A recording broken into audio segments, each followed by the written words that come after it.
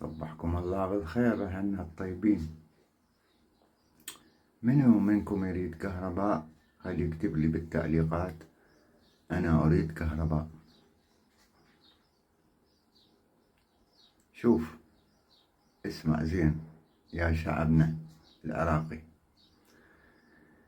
من صدام حسين إلى يومنا هذا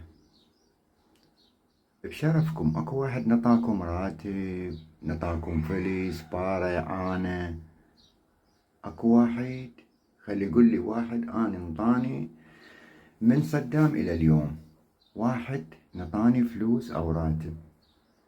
إلا شخص واحد نطاكم راتب، هو السوداني. وأنا ما أحب السوداني ولا أكرهه، ولا أحب الحكومات ولا أكرهها. أنا بين قوسين مستقل عن كل العالم، لكن أبين مثل ما حكيت بوقت صدام على صدام قدام الرفاق والضباط الأمين، وخبلت الناس قالوا شلون تحكي قدام الناس؟ ذولا محبين لك، ذولا رفاق، ذولا حزب ضباط، ذولا قلت له يا رفيق يا ضباط اسكت عمي، اسكت اسكت اسكت. أنا لا أعرف ضباط ولا أعرف رفيق ولا أعرف فريق ولا أعرف صديق. أنا أعرف كلمة الله والحق أقولها.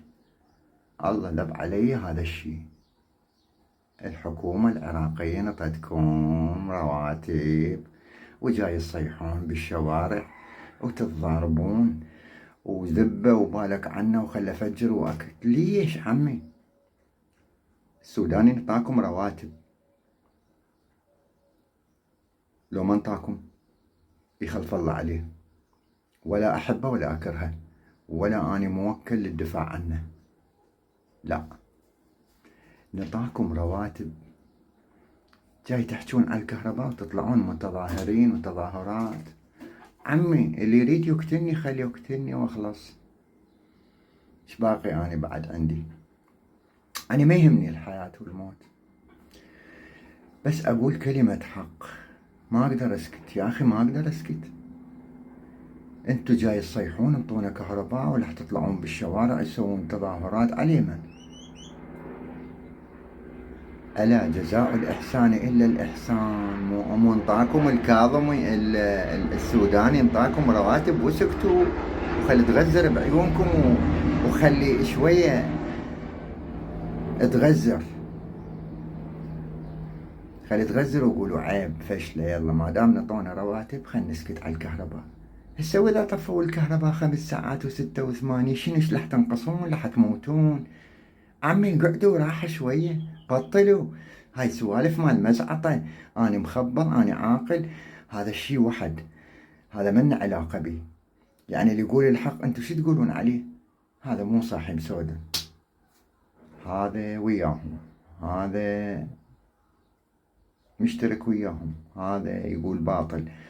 عمي اقعدوا راحة وسكتوا وحمدوا الله وشكروا حتى لا تصير دماء.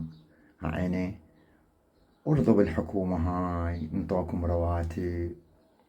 أنا ما مستلم راتب بويا، أنا كل شي ما عندي صفر باليد حصان، بسطية مشغلها يم العباس سلام الله عليه دي يشتغلون بها الولد.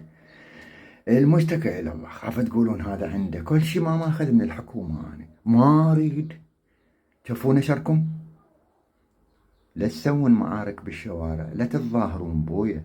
مع احترامي سيدنا القائد أجل وأعز على روحي وقلبي، هو شيء لا يوصف عندي السيد القائد ابن السيد الصدر. الله، أنا كل يوم أدعو له الله يحفظه، أوامره على راسي، لكن يا الشعب العراقي مع احترامي السيد مقتدى ومن رخصة سيد مقتدى، أنا أعتذر منك سيد، أترخص منك وهاي الكلمة أقولها.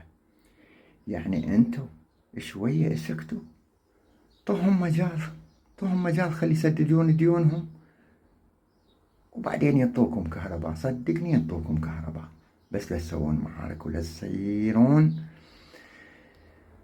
مسار الخط الأحمر، النار اللي كله دماء. يلا في امان الله. اللهم عجل لوليك الفرج وعجل فرجهم ولا عدوهم وانصر ولدهم مقتدى. أقول هذه الكلمة لأني أحب السيد مقتدى، ما أمتنع عنها أبدا.